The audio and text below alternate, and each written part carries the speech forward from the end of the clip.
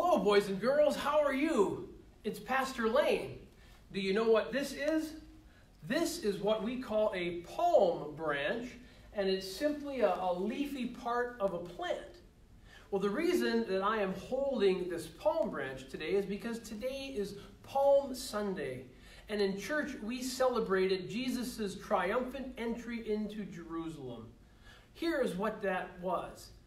As Jesus was getting towards the end of his life, he and his disciples made their way into Jerusalem so that he could then undergo the things that we know of as Holy Week, where he was suffering and ultimately crucified and then raised.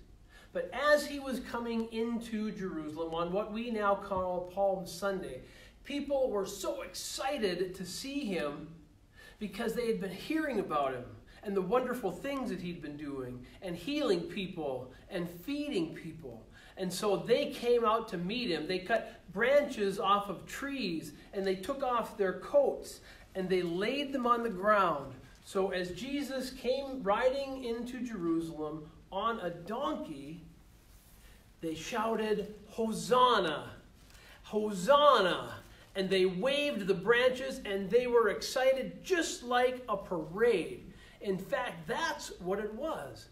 Palm Sunday was a parade for Jesus as he came into Jerusalem to complete the final works on earth that ultimately lead to our salvation, to our being saved and to your being saved.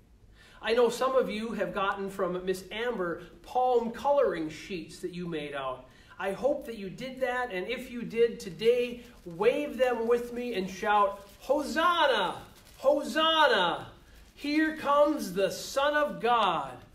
Okay? Let's try that all together.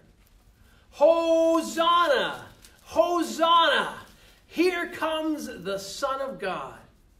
And we welcome him in this way even today, so many years later, because we know and believe in our hearts that Jesus is not only the King of the world, but King of our lives.